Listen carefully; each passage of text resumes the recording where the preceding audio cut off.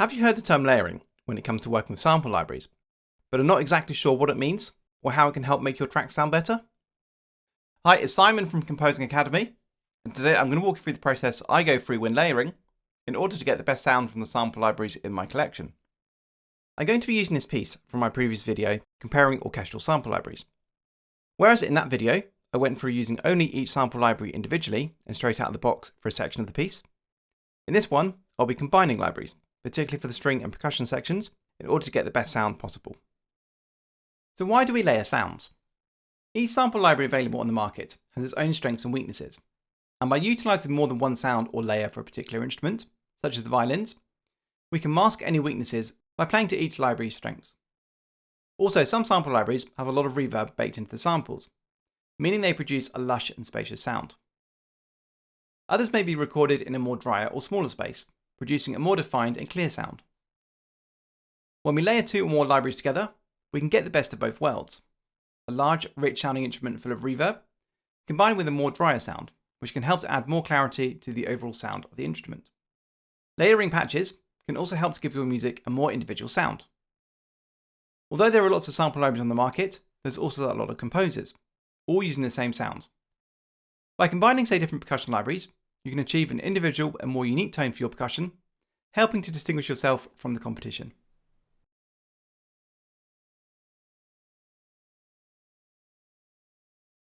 Let's start with the short strings. For this specific piece, it starts with piano only, but then from bar 9 I introduce some short spiccato strings.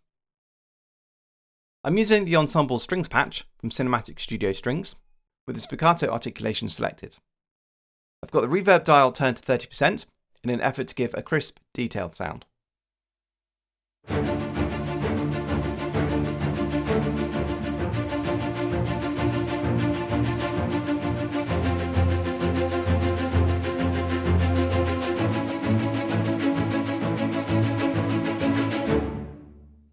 Whilst these samples have lots of clarity, I also felt I wanted a larger sound at the same time, so I've also included the short strings patch from Nucleus Lite.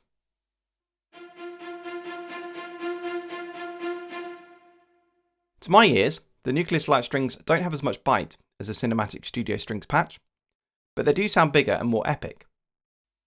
So this is Cinematic Studio Strings by themselves, and now Nucleus Lite by itself.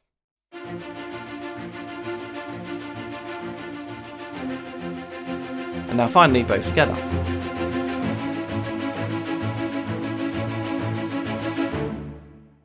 Let's take a listen as part of the whole mix.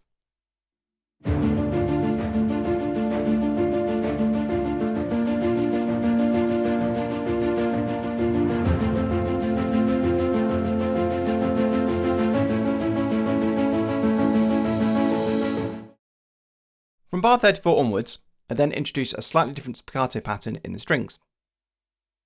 Because there is percussion now playing and taking up quite a lot of space in the mix, I've added some more spiccato patches, just to add even more presence and definition to the sound. In Metropolis Arc 3 by Orchestral Tools, there are some rhythmic patterns included, meaning when I play one single note on my keyboard,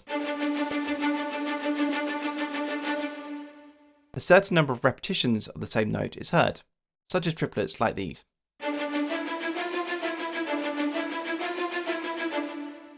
Having pre-recorded patterns like this can help to make the samples sound even more realistic, instead of playing each note individually. To give more bite in the low end, I also have these low spiccato strings from Spitfire Audio's Iceni library, outlining the bass line.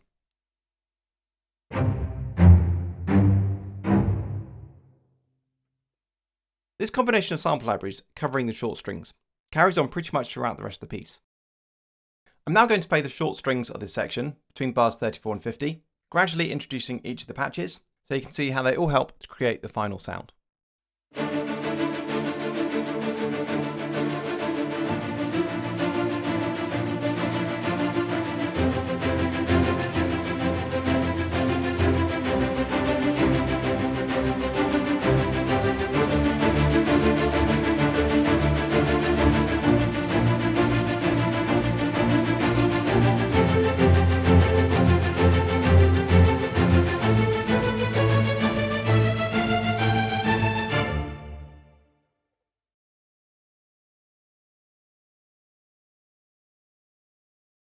In bar 17, I introduced the main melody, played by the violins and cellos, using long sustained legato patches. Although the violins and cellos are playing in unison at the beginning, I've layered two cello sounds together. The cello's legato patch from Cinematic Strings 2, and the cello's performance legato patch from Spitfire Audio's chamber strings. Let's listen to the Cinematic Strings cello by itself.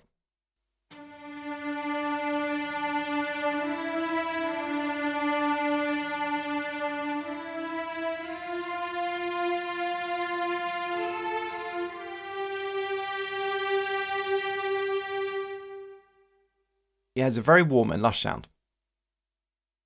The chamber strings patch has a smaller number of cellists playing, and so I use it to add a little more detail and presence to the sound.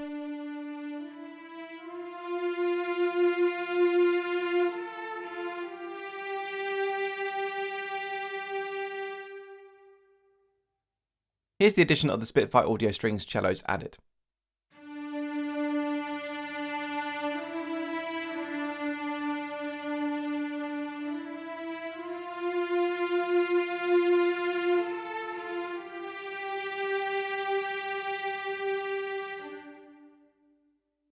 From bar 25 onwards, instead of the violins and cellos playing the same line, I split the line into two parts, with the cellos now playing the line in harmony with the violins.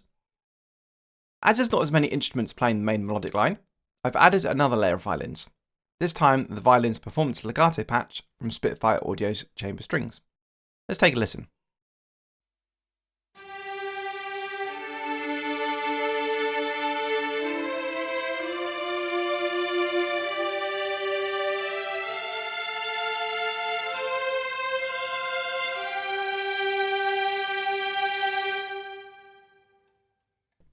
Skipping ahead, the climax of the piece starts from bar 50. With the additional instruments such as the brass and choir now added, to make the string melody heard over the top, I've brought in this violins in octaves patch from Metropolis Arc 1 by Orchestral Tools. When I play a single note on the keyboard, I actually get the violins playing two notes at the same time, an octave apart.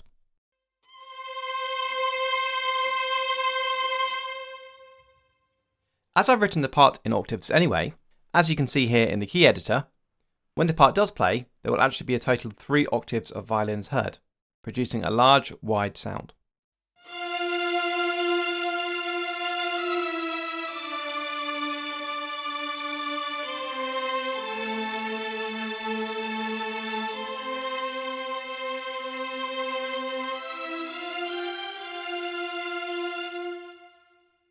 And now with the cinematic strings layered in as well.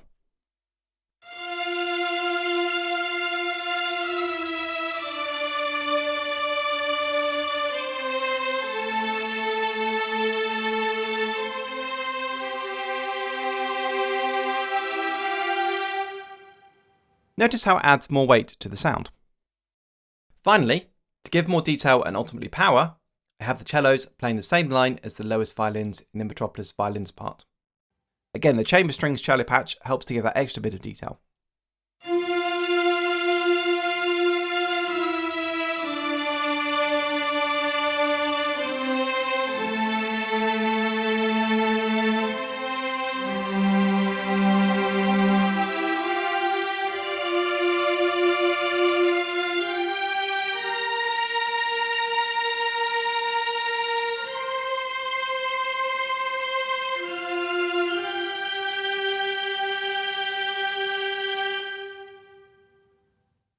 One thing to note when layering sample libraries, especially with strings, is to try and play in each layer individually, rather than copy and pasting each part in order to get a slightly different performance each time. This way, you'll get a more realistic sound, especially if you record in slightly varied dynamics between each take, such as expression and modulation data. The same can be said of the short strings as well, although this time varying the velocities between each take or layer will probably help to achieve the most realism.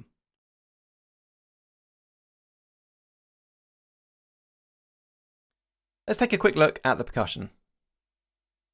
Bar 34 is where the percussion really ramps up, with this low percussion pattern I have going on here. I started with these low drum hits from Metropolis Arc 3.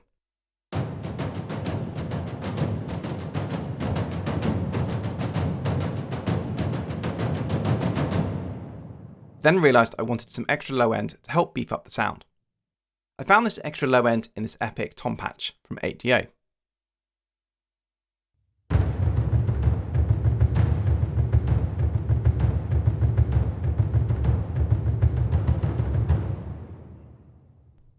Let's hear the two combined.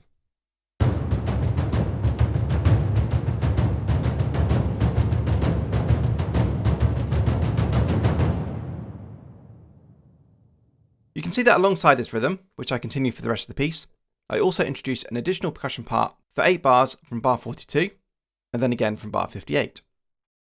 This higher tom part helps to give some extra drive and momentum to the piece, and I've started with a high tom patch from a library called Strikeforce.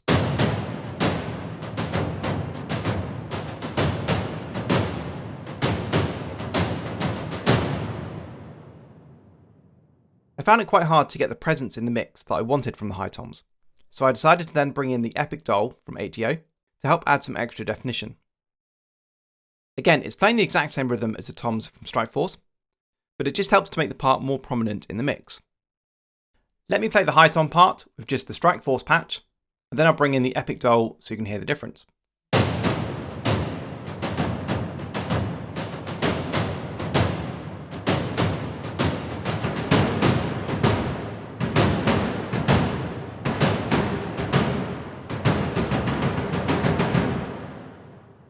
You can hear there's a lot more presence to the sound, which in turn helps to add to the intensity as the track heads towards the ending.